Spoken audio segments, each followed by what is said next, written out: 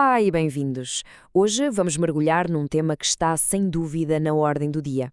A dinâmica, por vezes complexa, das sociedades multiculturais.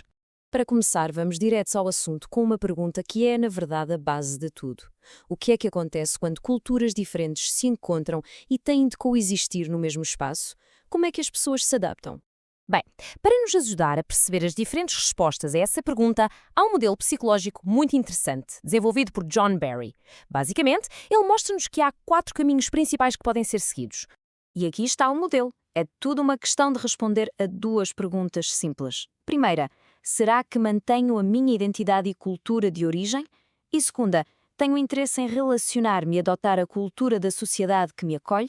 Dependendo das respostas, surgem 4 cenários: a integração, a assimilação, a separação e a marginalização. O cenário ideal e o mais saudável do ponto de vista psicológico é, sem dúvida, a integração. É aquele ponto de equilíbrio perfeito em que se consegue manter as raízes culturais e, ao mesmo tempo, abraçar e participar ativamente na nova cultura. É o melhor de 2 mundos, vá. Agora, no extremo oposto, temos o cenário mais complicado, a marginalização.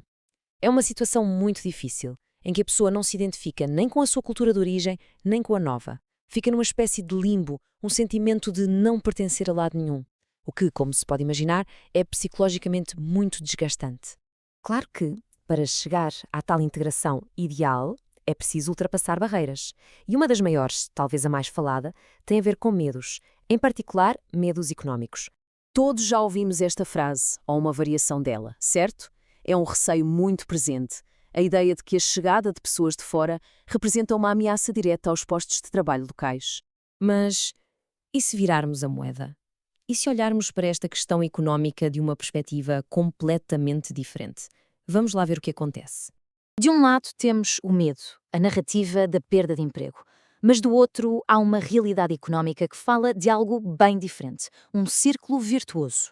E como é que funciona este círculo? É bastante lógico, na verdade. Mais pessoas a trabalhar significa mais pessoas a pagar impostos. Mais pessoas a ganhar dinheiro significa mais consumo. Tudo isto, claro, estimula a economia. No fim de contas, o resultado é um ciclo positivo que pode acabar por beneficiar toda a sociedade. Ok, mas isto não fica só na teoria. Há exemplos bem reais que mostram que este cenário positivo não é uma utopia. Acontece mesmo. Pensemos, por exemplo, na história de uma empreendedora que não só conseguiu criar o seu próprio negócio de sucesso do zero, como o transformou num verdadeiro ponto de encontro de culturas. E o que é que prova que a sua integração foi um sucesso? Este facto, que é absolutamente revelador. A maioria dos seus alunos são portugueses, ou seja, a comunidade local não só a acolheu, como se tornou a sua principal cliente. Isto diz tudo. Então, que lições tiramos disto tudo? A análise parece indicar que há um caminho, um plano bastante concreto que podemos seguir para construir uma coexistência mais harmoniosa. E esse caminho divide-se em 3 passos fundamentais. Primeiro, promover a consciência. É preciso educar e informar sobre as razões e os benefícios da migração.